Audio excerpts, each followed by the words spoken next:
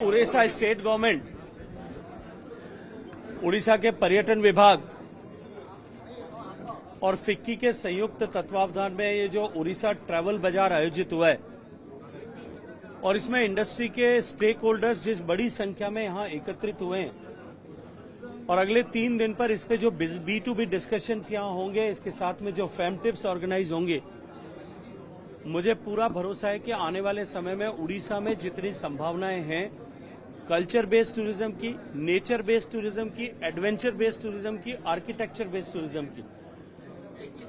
उड़ीसा जो देश में सबसे अधिक समृद्ध और सांस्कृतिक समृद्धि वाला प्रदेश है,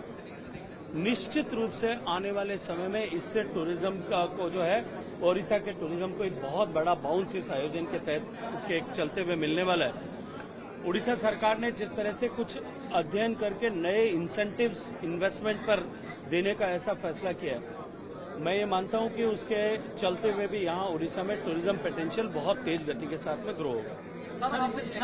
इकोनॉमी कैसे बूस्ट होगा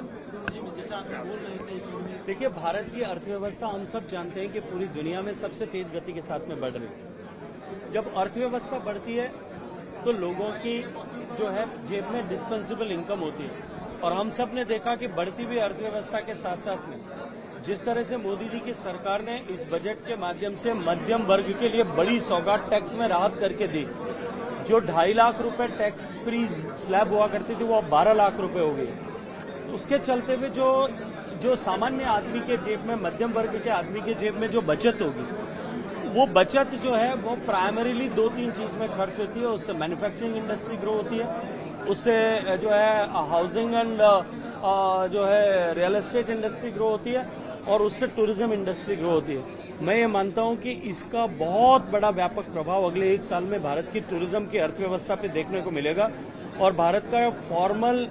contribution of in tourism economy जो अभी 5.6% है, मैं ये मानता हूं कि 2027 तक जाते जाते ये 10% को क्रॉस कर जाएगा। सर, आप एक्सपीरियंस टूरिज्म की बात कर रहे थे, उड़ीसा में कैसे एक्सपीरियंस टूरिज्म और रिलीजियस टूरिज्म को क्लब करके, देखिए, मैंने जैसा कहा कि उड़ीसा में नेचर है, उड़ीसा में वाइल्ड लाइफ है, उड़ीसा में एडवेंचर है, उड़ीसा में सब कुछ है जो दिखाया जा सकता है। सिर्फ डॉट्स को कनेक्ट करने की जरूरत है और उस पर उड़ीसा सरकार सम्माननीय उप मुख्यमंत्री आदरणीय प्रतिभा परिदा जी के नेतृत्व में बहुत गहनता के साथ में उसमें काम कर रही है और भारत सरकार पूरी ताकत से उड़ीसा की सरकार के साथ माननीय प्रधानमंत्री जी के नेतृत्व में खड़ी है। मुझे लगता है कि आने वाले समय में टूरिज्म इंडिया के मैप पे जो है उड़ीसा एक चमकते हुए तारे की तरह दिखाई देगा।